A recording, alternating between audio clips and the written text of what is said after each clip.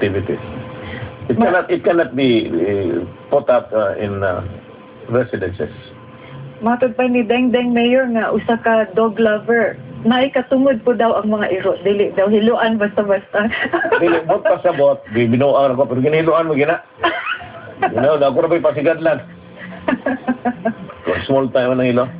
Bawal yun na, huwag ka ng inyong iro mapatay, wag mo yung masunti, labi nang nagukon. So, wala, it's either paakon ko, patyon ako imong iro. O paakon ko, na-per rabies na, di ako, nanantig basot. Yeah, dito na po tuktok sa City Hall Mayor, no? Kay, mahal na ba kayo ng anti-rabies? Suko kay kuan ng mga iro ang ginapasagdan, kay pag kuan kuan na sila rabies, ang kada injection, ana, it's almost 21,000. Ang usa ka tawo na napaakan. Karon kaning doktor moingon, labi nagmabuhi, niya mamatay eventually itong gipaak. Kaning doktor moingon nga, tanang kapuyuan ng balaya, ang nagbantay, ang tatay, nanay, magsuon na kaduol, injection na po. Sumato nagsitol mga og 21,000 para sa 21,000 kada usa ka tao. Una og 5 sa pamilya, pila ka 21,000 na. So that's 100 what? Mukatay ang problema. Mukatay ako pero imbis ipalit na ko medisina na yung mga naputlag tiid, diabetes, heart, cancer, leukemia, mahal kayong medisina. Mahurot na lang ito sa iro. Mubitang giingnan ta mo hikti ng inyong iro. Karon kanang gigukot sa iro. Dako yung problema mo. Paaka po ng iro. Liuga po pag kumbat. May isa ka sulat dili Mayor, dili na ni bahin sa mga iro, pero ang iyang suwat bahin ni sa mga kuan. Diya sa Turil Mayor. Maayong buntag sa imo Mayor ug staff sa ABS-CBN gikan sa masa. Mayor diri sa Turil, daghan kaayo ang open cab nga payong ang atop. Kaming sumasakay walay proteksyon kay simba ko madisgrasya, why insurance ang wala daw sila insurance. Ang lisod pagyud, magkolekta sila og 6 pesos ang pasahe maski wala sila franchise gikan sa lokal. Mayor, ang mga tricycle diri sa Turil walay mga prangkisa kay na-discourage sa ilang pamasahero nga daghan na ang illegal ug open cab nga musulod bisag asa.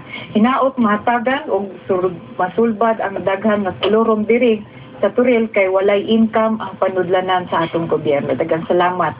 Yours truly, siguro ni taga Turil. Bawaan, Nikyo. Actually, the best way nga gusto gid mo nga putol na is not to patronize.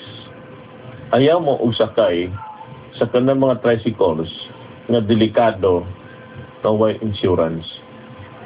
Kay simbako mo disgrasya mamatay mo, di mo kapag 5 centavos. Wag mo abot sin.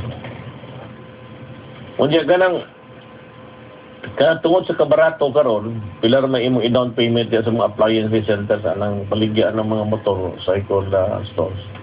Na kay 2,000 mo kapalit ka na. So ang kada adlaw murag pyramid ang problema sa gobyerno. Mo na usay dakpon, usay one time guguyuro na silang tanan, pero eventually i-restore nila niya, gawas na pud nila. So para ninyo, mga katao, ayaw mo o gamit ni Ana, ayaw mo pagsakay na Ana, kaya wala gyud mo protection. Kanang naw karon pag embargo ang mga sakyanan nga dagan diha, well, tanaw na to, we can master enough that. Kuan kay stretch thin ang mga personal gobyerno. Di may kaguan tanan. Pila ra akong pulis nga 1,000 plus. Tutob ko pakibato, kalina, marilog. Na sige pag-away. Muna ako giingon. Dakop na one day in a week. Pagkauman, mangita na po. Dili yun permanente. Ang pulis ko, dati bantayan, Mayor. Oo. Kung naay pulis. Nanoy dakop, di naman manago. Manago na ba? Di na mo pakita. Muna, pag nangyay na nakop deskanto, tago na sila. Paghawa sa ito, you must remember nga, dili tanang pulis makadakop. Katulang gi-deputize sa LTO. Ang LTO kumagod ang may entity nga mo enforce sa traffic rules. Ayaw ipatronize na sila. Magpasabot ay sakay. Ay magsakay, anak. Para maundang Mayor. Mayor, pwede pa isa atong i-apas. Tinahod namo nga Mayor, ako si Bel Lardasabal ba siguro niya o Lardasabal, isa sa mga petitioner o nangulo sa reklamo parte sa among tubig nga dugay na namong gimulo dinhi sa Purok 9, Barangay Bato, Turil, Davao City. Nagbaton kami og kaisog sa pagpetition kay dili na maagwanta ang walay tubig kanunay ug ang among tubig gikan sa sapa. Nagbuhat kami og petition paper nga gipapirmahan namo sa among barangay kagawad ug kapitan bilang pagtahod. Ako kining gidala dito sa Davao City Water District ug giset dayon namo ang among pag-atubangay sa General Manager. Apan nagpadala dayon sila representative gikan sa ilang opisina. Kung kuno magpulong-pulong apan wala kami kauyon sa ilang tubag nga mabutangan kami og maayong serbisyo sa tubig sa tuig 2009 pa di ay Mayor sa katapusan nga bulan. Mayor, ikaw lang gyud ang among paglaom nga makasulbad sa among problema parte sa tubig. Hinaot nga dili mo kami pakyason. Thank you and more power. Belia Landazabal. 2009 pa Budi, kana man ko pagdaot sa tubig sa gobyerno na ni adto. Sa lokal. Nato na province tawag na itong nawasa. Ang problema nga kang gibalhin ka na usa ka national authority kanang DCWD. Napoy national. Nagkontrol ana. Karon ka na pagtaod sa tubig ilag yun na. Gusto lang ko mahibaw. Siguro aton lang sa opisina. Gusto ko mahibaw nga nung pangutanan na akong DCWD. But I have to have the wherewithal. Pasabot kinanglan ko mga datos. Tawag na sa Binisaya. Kaya nga noong 2009 pa daw, sa katapusan ng ulan sila matagaan. Munang nagkuan yun sila. Nagsakit yun ang ilang buot, no? Kaya perting dugaya na. Tanaw na ko kung sa'yo nga, no? Ato basig bahangyo na to ang DCWD. Magkiasam kinangan lang kung pao ko na yung karoon niya. But I need somebody to talk to. So that I can maybe call for it. Barangay Bato Kuno Mayor, Turil, Davao City. Sige. O nagsenyas naman ang atong director. Hoy, kadayo sa kasayo ba? Pas-pas daw ang orasan dire. Pwede pa. Kaning, ang sa po ba'y maayong sa inyo diya mabel sa problema ninyo sa okay mangutana na po ni mabel di ko pangutana na ako kan unsa may action kagi hatag sa City Council atong petition ni Adarna. Mayor, committee level pa man gihandle na siya ni Councilor Victorio Advincula.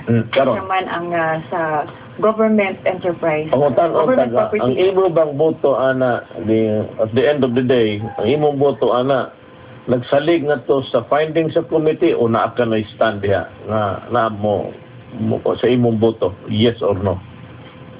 Murag kabalo naman siguro silang daghan o violation ang nangayo og permiso.